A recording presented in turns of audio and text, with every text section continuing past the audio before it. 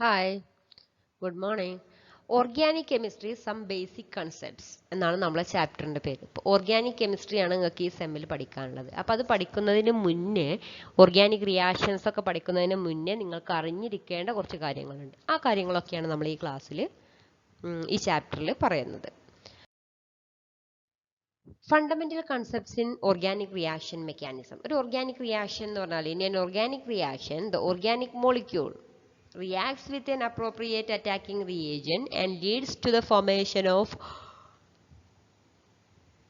one or more intermediates and finally the product. ഒരു general reaction നമുക്ക് എങ്ങനെ ഡെപിക്റ്റ് ചെയ്യാം? ദേ നോക്കിയേ, ഓർഗാനിക് മോളിക്യൂൾ എന്ന് പറഞ്ഞാൽ നമ്മൾ റിയാക്ടിങ് മോളിക്യൂള് അറ്റാക്കിംഗ് റിയേജന്റിന്റെ പ്രസൻസിൽ ഇന്റർമീഡിയറ്റ് ഫോം ചെയ്ത് പ്രൊഡക്റ്റ് ഫോം ചെയ്യും. ഇതാണ് ഒരു ഓർഗാനിക് റിയാക്ഷൻ നമുക്ക് സ്കീമാറ്റിക്കലി റെപ്രസെന്റ് ചെയ്യല്. ഇപ്പം ഒരു ഓർഗാനിക് റിയാക്ഷൻ പഠിക്കുമ്പോൾ നമുക്ക് എന്തൊക്കെ അറിയണം? എന്താണ് സബ്സ്ട്രേറ്റ്, എന്താണ് റിയേജന്റ്, എന്തൊക്കെയാണ് അവിടെ ആ സബ്സ്ട്രേറ്റിന് എന്താ സംഭവിക്കുന്നത്, എന്നിട്ട് എങ്ങനെ പ്രൊഡക്റ്റ് ഫോം ചെയ്യുന്നത്, ഇതൊക്കെ അറിയണം. അപ്പം substrate is that reactant which supplies carbon to the new bond and the other reactant is called reagent. If both the reactants supply carbon to the new bond, then choice is arbitrary, and in that case the molecule on which attention is focused is called substrate. ഒരു reaction mechanism എന്ന് പറഞ്ഞാൽ ഇപ്പം sequential account of each step describing details of electron movement, energetics during bond cleavage and bond formation, and the rate of transformation of reactants into product is referred to as reaction mechanism. Reaction mechanism എന്ന് പറഞ്ഞാൽ നമുക്കൊരു reaction നടക്കുമ്പം അവിടെ reactant product ആയിട്ട് മാറുന്ന rate of transformation ആണ് നമ്മൾ നോക്കുന്നത്. അതിൽ എന്തൊക്കെയുണ്ട്? ബോണ്ട് ക്ലീവേജ് ഉണ്ട്, ബോണ്ട് ഫോർമേഷൻ ഉണ്ട്. അപ്പൊ ബോണ്ട് ക്ലീവേജും ഫോർമേഷനും ഒക്കെ ഉണ്ടാകുമ്പോൾ ഇലക്ട്രോൺസിന്റെ മൂവ്മെന്റ് ഉണ്ട്. അപ്പം ഇതിനെയാണ് നമ്മൾ ഇതെല്ലാം നോക്കിയിട്ട് rate of transformation of reactant into product is referred to as the reaction mechanism. ഇപ്പൊ റിയാക്ഷൻ മെക്കാനിസം നമുക്ക് അറിയുന്നതിന് മുന്നേ ഇപ്പൊ ബോണ്ട് ഒരു റിയാക്ഷന്റെ അകത്ത് ബോണ്ട് ഫോർമേഷനും ബോണ്ട് ബ്രേക്കിങ്ങും നടക്കുന്നുണ്ട് എന്ന് പറഞ്ഞല്ലോ. അപ്പൊ അതിൽ രണ്ട് ടൈപ്പ് ബോണ്ട് ക്ലീവേജ് ആണ് സാധാരണയായിട്ടുള്ളത്. ആ രണ്ട് ടൈപ്പ് ക്ലീവേജുകളാണ് ക്ലീവേജ് ഓഫ് കോവാലന്റ് ബോണ്ട്സ് എന്നും പറഞ്ഞ് ഇവിടെ പറഞ്ഞിട്ടുള്ളത്. ഫസ്റ്റ് ടൈപ്പ് എന്ന് പറയുന്നത് ഹെട്രോളിറ്റിക് ക്ലീവേജ് ആണ്. ഹെട്രോളിറ്റിക് ക്ലീവേജ് എന്ന് പറഞ്ഞാൽ ഒരു ബോണ്ട് ഫോർമേഷൻ എന്ന് പറയുമ്പോൾ ഇപ്പം എ ബി എന്ന് പറയുന്ന ഒരു ബോണ്ട് പറഞ്ഞാൽ എ ബോണ്ട് ബി. അപ്പം എയും ബിയും ബോണ്ടിൽ എന്ന് പറഞ്ഞാൽ രണ്ട് ആറ്റം ഒരു ബോണ്ടിൽ ഇൻവോൾവ് ആണ്, സിംഗിൾ ബോണ്ടിൽ. പിന്നെ അവിടെ എത്ര ഇലക്ട്രോൺസ് ആണ് ഇൻവോൾവ് ആയിട്ടുള്ളത്? എയുടെ ഒരു ഇലക്ട്രോണും ബിയുടെ ഒരു ഇലക്ട്രോണും എന്ന് പറഞ്ഞാൽ എ പെയർ ഓഫ് ഇലക്ട്രോണും ഒരു ബോണ്ട് ഫോം ചെയ്യുന്നതിൽ ഇൻവോൾവ് ചെയ്യുന്നുണ്ട്. അപ്പൊ ഹെട്രോളിറ്റിക് ക്ലീവേജ് എന്ന് പറഞ്ഞാൽ ഈ എയും ബിയും തമ്മിലുള്ള ബോണ്ട് ബ്രേക്ക് ചെയ്യുമ്പം അവിടെയുള്ള ബോണ്ടഡ് ഇലക്ട്രോൺ ഉണ്ട്, ബോണ്ടഡ് പെയർ ഓഫ് ഇലക്ട്രോൺ. ആ ഇലക്ട്രോണ് രണ്ട് ബോണ്ടഡ് പെയർ ഓഫ് ഇലക്ട്രോണും ഒരാറ്റത്തിലേക്ക് പോവാം. അപ്പൊ മറ്റേ ആറ്റത്തിന് ഒരു ഇലക്ട്രോൺ ഡെഫിഷ്യൻസി ഉണ്ടാവും. അപ്പൊ എന്താണ്? ആ ഇലക്ട്രോൺ കിട്ടിയ ആറ്റം നെഗറ്റീവ്ലി ചാർജ്ഡും ഇലക്ട്രോൺ കിട്ടാത്ത ഇലക്ട്രോൺ ഡെഫിഷ്യന്റ് ആയിട്ടുള്ള ആറ്റം പോസിറ്റീവ്ലി ചാർജ്ഡും ആയിട്ടുള്ള സ്പീഷീസുകളായിട്ട് മാറും. അങ്ങനെ വരുന്ന ക്ലീവേജിനെയാണ് നമ്മൾ ഹെട്രോളിറ്റിക് ക്ലീവേജ് എന്ന് പറയുന്നത്.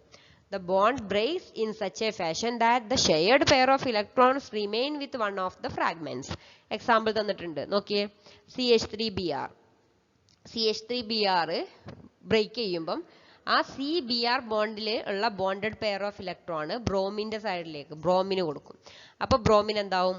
Br മൈനസ് ആവും. അപ്പൊ ഈ CH3 എന്താവും? CH3+ ആവും.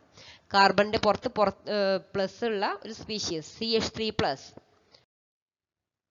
കാർബണിന്റെ പുറത്ത് പ്ലസ് ചാർജ് ഉള്ള സ്പീഷീസിനെ നമ്മൾ പറയുന്ന പേരാണ് കാർബോകാറ്റയോൺ അല്ലെങ്കിൽ കാർബോണിയം അയോൺ എന്ന് പറയും. ഇനി കാർബോകാറ്റയോണിന്റെ സ്റ്റെബിലിറ്റി ഓർഡർ ഒക്കെ നമുക്ക് വഴിയെ പഠിക്കാനുണ്ട്, നമുക്ക് അപ്പൊ പറയാം. The organic reactions which proceeds through heterolytic bond cleavage are called ionic or heteropolar or just polar reactions. ഇപ്പൊ സാധാരണയായിട്ട് ഹെട്രോളിറ്റിക് ക്ലീവേജ് നടക്കുക ഇലക്ട്രോനെഗറ്റിവിറ്റി ഡിഫറൻസ് കൂടുതലുള്ള ആറ്റംസ് തമ്മിൽ ബോണ്ട് ഫോം ചെയ്തിട്ടുള്ള ബോണ്ടിലാണ്. അതിന്റെ എക്സാമ്പിൾ ആണ് ഇപ്പൊ നിങ്ങൾ CH3Br പറഞ്ഞത്. അപ്പം കാർബണും ബ്രോമിൻ ഹൈലി ഇലക്ട്രോ നെഗറ്റീവ് ആണ്, കാർബൺ ഇലക്ട്രോ പോസിറ്റീവ് ആണ്. അവ തമ്മിലുള്ള ബോണ്ട് ഫോർമേഷൻ എന്ന് പറയുമ്പം കാർബണും ഹാലജനും തമ്മിൽ ഇലക്ട്രോനെഗറ്റിവിറ്റി ഡിഫറൻസ് കൂടുതലാണ്. അങ്ങനെയുള്ള മോളിക്യൂൾസിലാണ് സാധാരണയായിട്ട് ഹെട്രോളിറ്റിക് ക്ലീവേജുകൾ സാധാരണ നടക്കാറുള്ളത്. നെക്സ്റ്റ് നമുക്ക് പറയാനുള്ളത് ഹോമോളിറ്റിക് ക്ലീവേജ് ആണ്. ഹോമോളിറ്റിക് ക്ലീവേജ് എന്ന് പറയുമ്പം ഇപ്പം ഷെയർഡ് പെയർ ഓഫ് ഇലക്ട്രോണിലുള്ള ഒരു ഇലക്ട്രോൺ ഒരു ആറ്റത്തിനും മറ്റേ ഇലക്ട്രോൺ മറ്റേ ആറ്റത്തിനും എന്ന് പറഞ്ഞാൽ തുല്യമായിട്ട് വീതിക്കുകയാണ്. തുല്യമായിട്ട് വീതിച്ച് ബോണ്ട് ബ്രേക്ക് ചെയ്യുകയാണെന്നുണ്ടെങ്കിൽ അതിനെ നമ്മൾ ഹോമോളിറ്റിക് ക്ലീവേജ് എന്നാണ് പറയുക. അപ്പം എന്താണ്, അപ്പോൾ ഇവിടെ ചാർജ്ഡ് സ്പീഷീസുകളൊന്നും ഫ്രാഗ്മെന്റ്സ് ഒന്നും ഫോം ചെയ്യില്ല. ഇവിടെ ഫോം ചെയ്യുക എന്താണ്, ഫ്രീ റാഡിക്കൽസ് ആയിരിക്കും ഫോം ചെയ്യുക. Homolytic cleavage, one of the electron of the shared pair in a covalent bond goes with each of the bonded atoms. Thus, in homolytic cleavage, the movement of a single electron takes place instead of an electron pair. An example തന്നിട്ടുണ്ട്. Such cleavage results in the formation of neutral species which contain an unpaired electron. These species are called free radicals. Reaction intermediates പഠിക്കാനുണ്ട് നിങ്ങൾക്ക്. അവിടെ വരുന്നതാണ് ഈ carbo കാറ്റയോണും free റാഡിക്കലും. ഇനി വരുന്ന വേറൊരു സാധനമാണ് കാർബാനയോൺ. ഇതൊക്കെ നമുക്ക് പഠിക്കാനുള്ളതാണ്. അപ്പോൾ ഒരു ഹോമോളിറ്റിക് ക്ലീവേജ് അവർ കാണിച്ചു തന്നിട്ട് നോക്കിയേ, ആർ എക്സിനെ in presence of heat or light single bonded pair of electron ഒരെണ്ണം ആറിനും ഒരെണ്ണം എക്സിനും കൊടുത്താൽ ആർ റാഡിക്കലും എക്സ് റാഡിക്കലും ആണ് ഫോം ചെയ്യുക. അപ്പം ഹോമോളിറ്റിക് ക്ലീവേജിന്റെ എക്സാമ്പിൾ എന്ന് പറയുന്നത് സാധാരണ നമ്മൾ പറയാറ് Cl2ന്റെ cleavage in presence of light. Cl2 ലൈറ്റിന്റെ പ്രസൻസിൽ ക്ലീവ് ചെയ്താൽ Cl റാഡിക്കൽ, രണ്ട് Cl റാഡിക്കൽ ഫോം ചെയ്യും. അതേപോലെ hydrogen peroxide H2O2 in presence of light cleave ചെയ്താൽ OH റാഡിക്കൽ ഫോം ചെയ്യും. അതേപോലെ R2O2 alkoxide per alkoxides in presence of light cleave ചെയ്താൽ RO റാഡിക്കൽ ഫോം ചെയ്യും. ഇതൊക്കെയാണ് സാധാരണയായിട്ട് നമ്മൾ പറയുന്ന example. Organic reactions which proceed by homolytic fission are called free radical or homopolar or non polar reactions. Next നമ്മൾ പറഞ്ഞല്ലോ, റിയാക്ഷനിൽ substrate ഉണ്ട്, attacking reagent അല്ലെങ്കിൽ റിയേജന്റ് ഉണ്ട്. അതിൽ പല ടൈപ്പ് റിയേജൻസ് ഉണ്ട്. ന്യൂക്ലിയോഫൈൽസ്, ഇലക്ട്രോഫൈൽസ് എന്നൊക്കെയാണ് സാധാരണയായിട്ട് വരുന്ന റിയേജൻസ്. ഇപ്പം ന്യൂക്ലിയോഫൈൽ എന്ന് പറഞ്ഞാൽ എന്താ, ഇലക്ട്രോഫൈൽ എന്ന് പറഞ്ഞാൽ ഇതൊക്കെ എന്താന്നുള്ളതൊന്നും അറിയണം. ന്യൂക്ലിയോഫൈൽ എന്ന് പറഞ്ഞാൽ നമ്മൾ അതിനെ സിംപ്ലി NU മൈനസ് എന്നാണ് ഇൻഡിക്കേറ്റ് ചെയ്യാറ്. NU minus. അതിൽ തന്നെ ഉണ്ട് എന്താണ്, A reagent that brings an electron pair nucleus seeking and the reaction is then called nucleophilic. ഒരു റിയേജന്റ് ആണ്, പക്ഷെ അതെന്താണ്, ഇലക്ട്രോണും കൊണ്ടാണ് വരിക. ബ്രിങ്സ് ആൻ ഇലക്ട്രോൺ പെയർ, അതുകൊണ്ടാണ് NU മൈനസ് എന്ന് ഇൻഡിക്കേറ്റ് ചെയ്യുന്നത്. അപ്പോൾ ഇങ്ങനെയുള്ള റിയാക്ഷന് നമ്മൾ ന്യൂക്ലിയോഫിലിക് എന്ന് പറയുകയും ചെയ്യും. ഇനി അപ്പോൾ ഇലക്ട്രോഫൈൽ എന്താ നിങ്ങൾക്ക് പെട്ടെന്ന് മനസ്സിലാവും. ഇലക്ട്രോഫൈൽ നമ്മൾ E+ എന്നാണ് ഇൻഡിക്കേറ്റ് ചെയ്യുക. A reagent that takes away an electron pair, electron seeking and the reaction is called electrophilic. Okay. During a polar organic reaction, a nucleophile attack an electrophilic center of the substrate, which is that specific atom or part of the electrophile that is electron deficient. ഒരു positive charge ഒരു negative ചാർജിലേക്കാണ് attraction ഉണ്ടാവുക. പോസിറ്റീവും തമ്മിൽ എന്താണ്, repulsion ആണ്. നെഗറ്റീവും തമ്മിലാണെങ്കിലും repulsion ആണ്. അതേസമയം പോസിറ്റീവും നെഗറ്റീവും തമ്മിലാണ് അട്രാക്ഷൻ ഉണ്ടാവുക, അല്ലേ?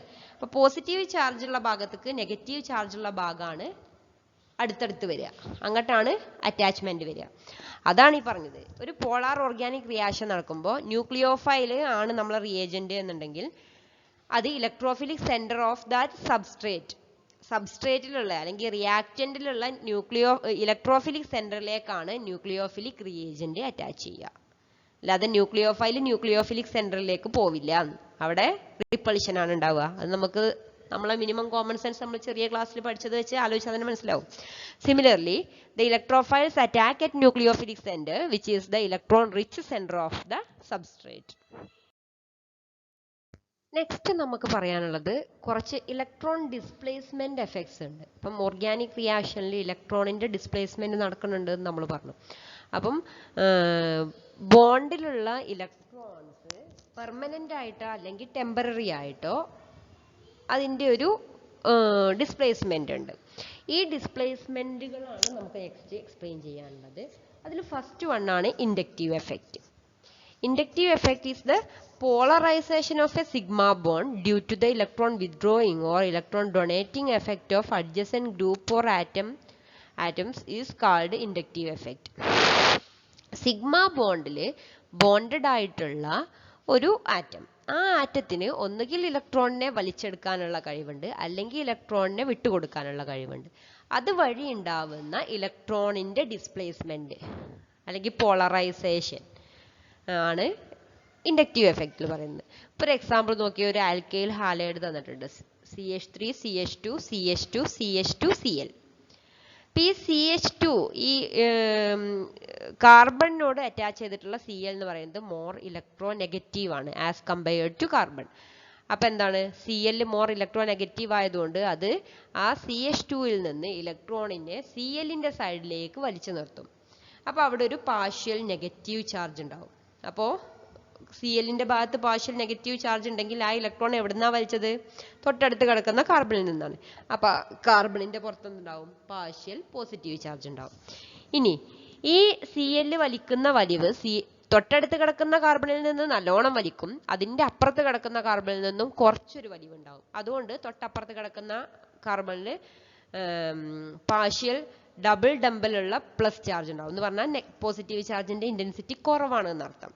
അവിടെയൊക്കെ ഒരു പാർഷ്യൽ പോസിറ്റീവ് ചാർജ് ഉണ്ട്, പക്ഷെ ഇന്റൻസിറ്റി ഡിസ്റ്റൻസ് കൂടുന്നതിനനുസരിച്ചിട്ട് കുറഞ്ഞു കുറഞ്ഞു വരുന്നുണ്ട്. അതുകൊണ്ടാണ് ആ നമ്മളെ പാർഷ്യൽ പോസിറ്റീവ് ചാർജിനെ ഇൻഡിക്കേറ്റ് ചെയ്തതിന്റെ നമ്പർ കൂടുതൽ കൊടുത്തിട്ടുള്ളത്.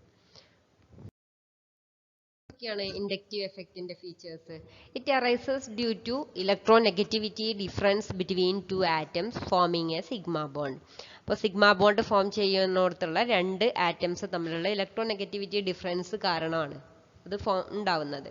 It is transmitted through the sigma bond. Transmit ചെയ്യും, നമ്മൾ കണ്ടല്ലോ. പക്ഷെ ഡിസ്റ്റൻസ് കൂടുന്നതിനനുസരിച്ചിട്ട് ഇൻഡക്റ്റീവ് എഫക്റ്റിന്റെ മാഗ്നിറ്റ്യൂഡ് ഡിക്രീസ് ചെയ്യും. Magnitude of inductive effect decreases while moving away from the group causing it.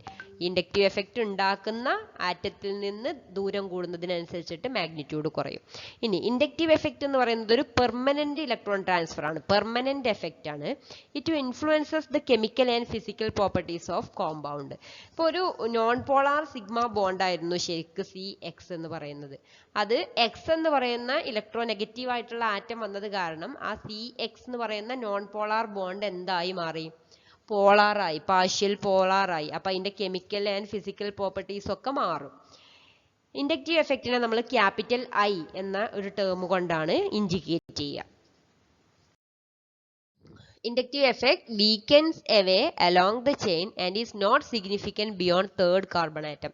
നമ്മൾ ആദ്യം കാണിച്ച ചിത്രം ഇവിടെ തന്നിട്ടുണ്ട്. കുറെ കാർബൺ അപ്പുറത്തേക്ക് പോയാലും ഇത് partial partial partial positive charge ഉണ്ട്, പക്ഷെ തേർഡ് കാർബണിന്റെ അപ്പുറത്തേക്ക് അത് സിഗ്നിഫിക്കന്റ് അല്ല, ഇൻസിഗ്നിഫിക്കന്റ് ആയി മാറുന്നു. ഇനി രണ്ട് ടൈപ്പ് ഇൻഡക്റ്റീവ് എഫക്റ്റ് ഉണ്ട്. ഇപ്പം നമ്മൾ പറഞ്ഞല്ലോ, ഇപ്പം ഇവിടെ R ഗ്രൂപ്പ് CH2 കഴിഞ്ഞിട്ട് അറ്റാച്ച് ചെയ്തിട്ടുള്ള Cl ആണ്. Cl എന്ന് പറയുന്നത് ഒരു electro negative ആറ്റാണ്.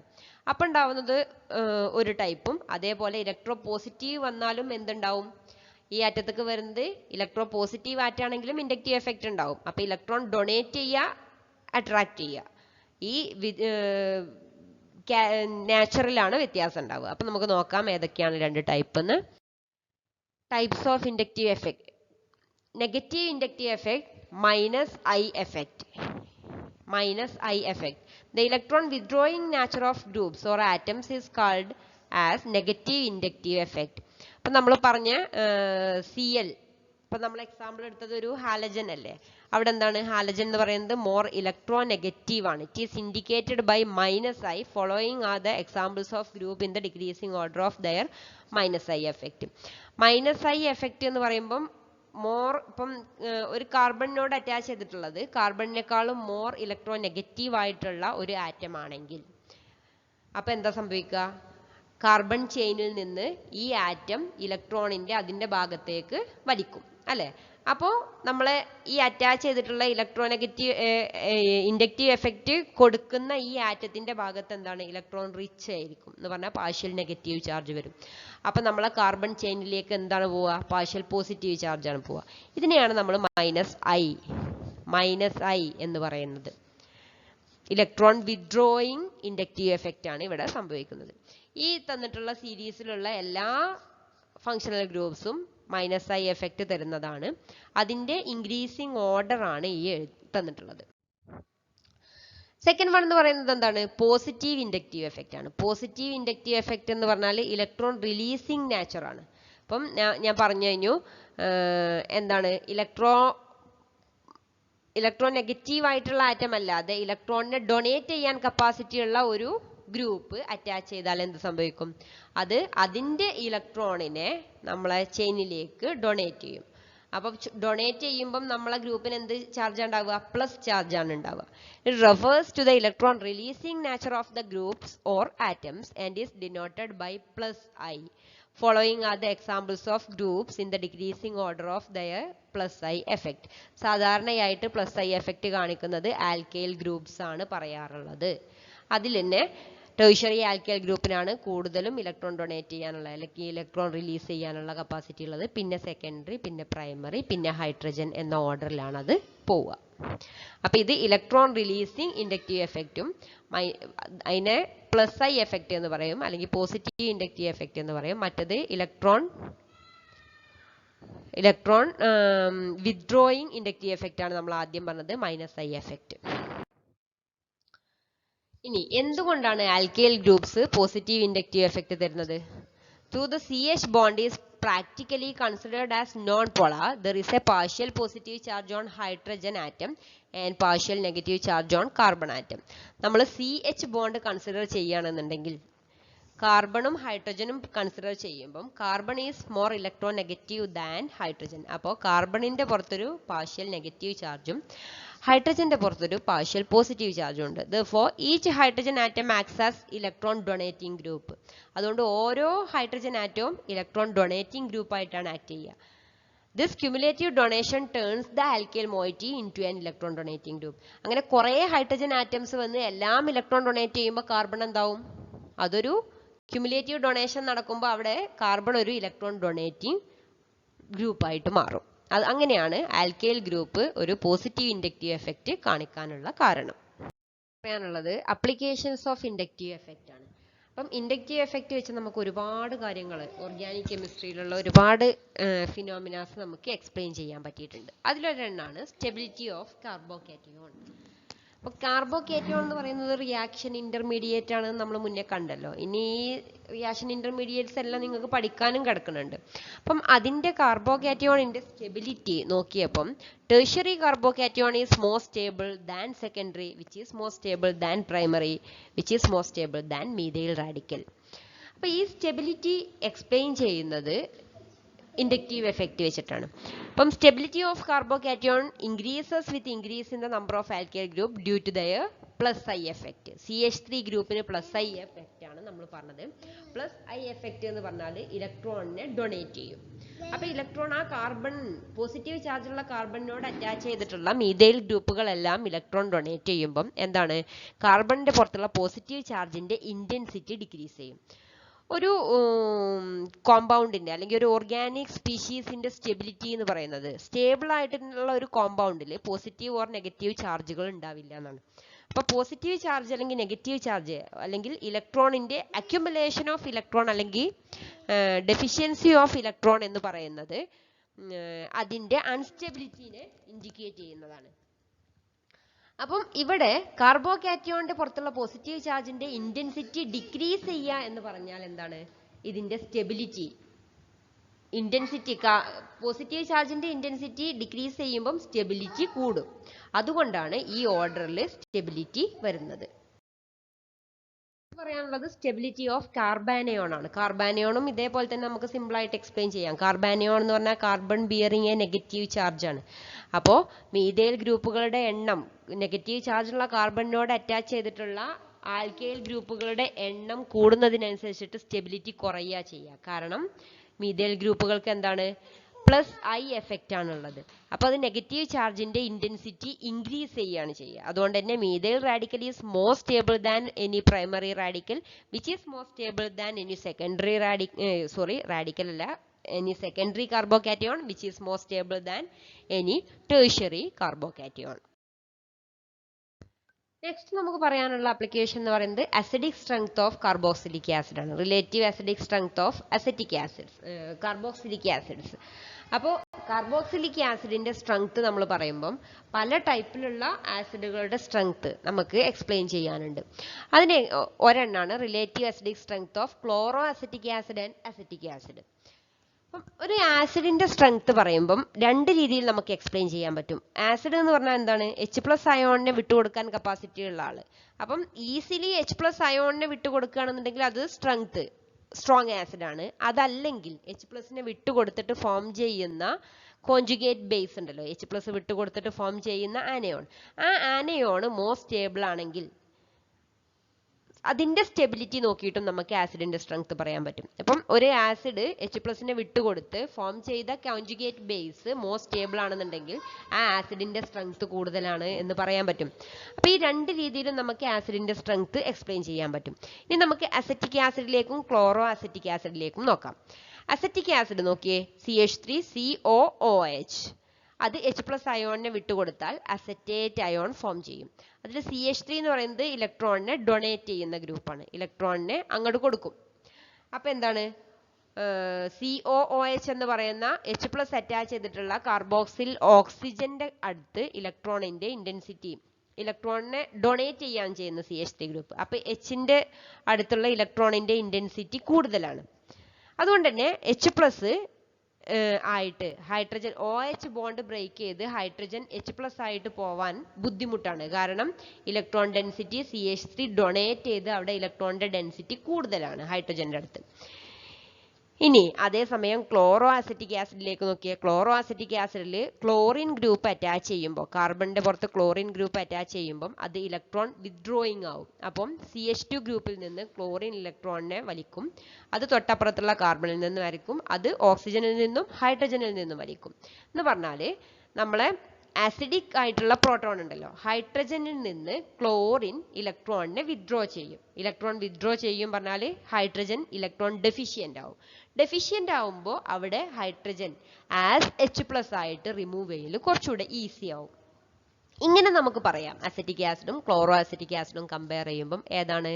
Chloro acetic acid is more stronger than acetic acid. ഇനി നമുക്ക് അതിന്റെ കോൺജുഗേറ്റ് ആനയോൺ, ഇപ്പം H+ വിട്ടുകൊടുത്തിട്ട് ഫോം ചെയ്യുന്ന ആനയോൺ ഉണ്ടല്ലോ, അതിന്റെ സ്ട്രെങ്ത് അല്ല സ്റ്റെബിലിറ്റി നോക്കിയിട്ടും നമുക്ക് സ്ട്രെങ്ത് പറയാൻ പറ്റും. അപ്പൊ അസറ്റേറ്റ് ആനയോണിൽ CH3COO- ആണ്. അതിൽ CH3 ഗ്രൂപ്പ് എന്താണ്? ഇലക്ട്രോണിനെ ഡൊണേറ്റ് ചെയ്യുമ്പോൾ COO- നെഗറ്റീവ് ചാർജിന്റെ ഇന്റൻസിറ്റി വീണ്ടും കൂടുക ചെയ്യുക. കാരണം CH3 ഗ്രൂപ്പ് വീണ്ടും ഡൊണേറ്റ് ചെയ്യുന്നു. അപ്പൊ ചാർജിന്റെ ഇന്റൻസിറ്റി കൂട്ടുക എന്ന് പറഞ്ഞാൽ അത് ഡീസ്റ്റെബിലൈസ് ചെയ്യാണ് ചെയ്യുക. അതേസമയം ക്ലോറോ അസറ്റേറ്റ് അയോണിൽ നോക്കിയേ, ClCH2COO- Cl ഗ്രൂപ്പ് ഇലക്ട്രോണിനെ വലിക്കുന്നത് കൊണ്ട് COO- നെഗറ്റീവ് ചാർജിന്റെ ഇന്റൻസിറ്റി ഡിമിനിഷ് ചെയ്യും, കുറക്കപ്പെടും. എന്ന് പറഞ്ഞാൽ Cl ഗ്രൂപ്പ് അറ്റാച്ച് ചെയ്യുന്നത് കൊണ്ട് നെഗറ്റീവ് ചാർജിന്റെ ഇന്റൻസിറ്റി കുറയും. ദാറ്റ് മീൻസ് മോർ സ്റ്റേബിൾ ആയി മാറും. അപ്പം ഈ കോൺജുഗേറ്റ് ബേസിന്റെ സ്റ്റെബിലിറ്റി നോക്കിയിട്ട് നമുക്ക് ഇങ്ങനെ പറയാം, ക്ലോറോ അസറ്റിക് ആസിഡിന്റെ ക്ലോറോ അസറ്റേറ്റ് അയോൺ ആണ് more stable than acetate ion. അപ്പം ഇതിന്റെ സ്റ്റെബിലിറ്റി ക്ലോറോ അസറ്റേറ്റ് അയോണിനാണ് സ്റ്റെബിലിറ്റി കൂടുതൽ എന്ന് പറഞ്ഞാൽ chloro acetic acid is more stronger acid than acetic acid എന്ന് നമുക്ക് പറയാൻ പറ്റും. നെക്സ്റ്റ് പറയുന്നത് ക്ലോറോ അസറ്റിക് ആസിഡിൽ തന്നെ number of chlorine atoms increase ചെയ്യുന്നതിനനുസരിച്ച് നമ്മൾ മുന്നേ പറഞ്ഞത് തന്നെ നമുക്ക് സിമ്പിൾ ആയിട്ട് മനസ്സിലാവുന്നത്, ഡൈക്ലോറോ അസറ്റിക് ആസിഡ് ആകുമ്പോൾ ഒന്നുകൂടെ സ്ട്രോങ് ആയിട്ട് വലിക്കും, ട്രൈക്ലോറോ ആകുമ്പോൾ നല്ലോണം വലിക്കും. അപ്പൊ എന്താണ്? H+ ആയിട്ട് വിട്ടുകൊടുക്കാനുള്ള ടെൻഡൻസി വളരെ കൂടുതലായിരിക്കും എന്ന് പറഞ്ഞാൽ സ്ട്രോങ് ആസിഡ് ആണ്. അതേപോലെ തന്നെ ഫോം ചെയ്യുന്ന conjugate base more and more stable ആവും. അത് വീണ്ടും ഇൻഡിക്കേറ്റ് ചെയ്യുന്നത് എന്താണ്? ക്ലോറിന്റെ നമ്പർ കൂടുന്നതിനനുസരിച്ചിട്ട് ആസിഡിന്റെ സ്ട്രെങ്ത് കൂടും എന്നുള്ളതായിരിക്കും. പിന്നെ അടുത്ത കാര്യം പറയുന്നത് relative acidic strength of fluoro acetic acid, chloro acetic acid, bromo acetic acid and iodo acetic acid. ആരാണ് കൂടുതൽ വലിക്കുക അതിനനുസരിച്ചിട്ട് ആസിഡിന്റെ സ്ട്രെങ്ത്തിൽ വ്യത്യാസം ഉണ്ടാവും. അപ്പം നമ്മൾ ത്രൂ ഹാലജൻ നമ്മൾ നോക്കുകയാണെങ്കിൽ എന്താണ്? Electron withdrawing inductive effect decreases in the order F greater than Cl greater than Br greater than I. അപ്പൊ എഫിനാണ് കൂടുതൽ വലിക്കാനുള്ള കഴിവ് എന്ന് പറഞ്ഞാൽ F അറ്റാച്ച് ചെയ്തിട്ടുള്ള അസറ്റിക് ആസിഡിനാണ്. ഫ്ലൂറോ അസറ്റിക് ആസിഡിനായിരിക്കും സ്ട്രെങ്ത് കൂടുതൽ. എന്ന് പറഞ്ഞാൽ ഫ്ലൂറിൻ നല്ലോണം വലിക്കുമ്പോൾ HH+ ആയിട്ട് വേഗം വിട്ടുകൊടുക്കും. അങ്ങനെയല്ലേ? ഫ്ലൂറിൻ നല്ലോണം വലിക്കുമ്പോൾ ഫോം ചെയ്തിട്ടുള്ള ഫ്ലൂറോ അസറ്റേറ്റ് അയോണിന്റെ സ്റ്റെബിലിറ്റി നല്ലോണം കൂടുതലായിരിക്കും. അങ്ങനെയല്ലേ പറയാം. അപ്പോൾ ഫ്ലൂറോ അസറ്റിക് ആസിഡിന്റെ സ്റ്റെബിലിറ്റിയാണ്, ഫ്ലൂറോ അസറ്റിക് ആസിഡാണ് more stronger than chloro acetic acid, than bromo acetic acid, which is more stronger than iodo acetic acid. പിന്നെ പറയുന്നത് relative acidic strength of 2 chloropropanonic acid and 3 chloropropanonic acid. അത് നമ്മൾ distance കൂടുന്നതിനനുസരിച്ചിട്ട് പറഞ്ഞ വ്യത്യാസം ഉണ്ടല്ലോ, അതാണ്. ഇപ്പം 2 chloropropanonic ആസിഡ് എന്ന് പറഞ്ഞാൽ എന്താണ്? COOHന്റെ തൊട്ടപ്പുറത്തുള്ള കാർബണിൽ തന്നെ ക്ലോറിൻ ഗ്രൂപ്പ്. അപ്പൊ ഡിസ്റ്റൻസ് കുറച്ച് കുറവാണ്. ഇനി 3 ക്ലോറോ ആകുമ്പോഴോ COOH കഴിഞ്ഞ് CH2 കഴിഞ്ഞിട്ട് പിന്നെയാണ് ഉള്ള കാർബണിലാണ് ആര് വരുന്നത്? ഹാലജൻ വരുന്നത്. അപ്പൊ ക്ലോറിൻ വലിക്കും, പക്ഷേ ദൂരം കൂടുന്നതിനനുസരിച്ചിട്ട് അതിന്റെ സ്ട്രെങ്ത് കുറയും. അപ്പൊ എന്താണ്? 2 chloropropanonic ആസിഡിലാണ് ക്ലോറിൻ നല്ലോണം ഇലക്ട്രോണിനെ വലിക്കും. ഫ്രം COOHലുള്ള ഹൈഡ്രജനിൽ നിന്ന് ഇലക്ട്രോണിനെ നല്ലോണം വലിക്കും. അപ്പൊ അവിടെ Hനെ H+ ആയിട്ട് വിട്ടുകൊടുക്കൽ ഈസിയാണ്. അതേസമയം 3 chloropropanonic ആസിഡിലോ ആ ക്ലോറിൻ വലിക്കുന്നത് 2 chloropropanonic ആസിഡിലുള്ള അത്രയും സ്ട്രെങ്ത് ഉണ്ടാവില്ല. അതുകൊണ്ട് which is less acidic than 2 chloropropanonic acid. ഇത്രയും കാര്യങ്ങളാണ് നമുക്കിവിടെ പറയാനുള്ളത്. നമുക്ക് ഈ ക്ലാസ് ഇവിടെ നിർത്താം. കഴിഞ്ഞതല്ല, ഇതിന്റെ ബാക്കി നമുക്ക് നെക്സ്റ്റ് ഒരു ക്ലാസ്സിൽ തുടരാം. Okay, thank you.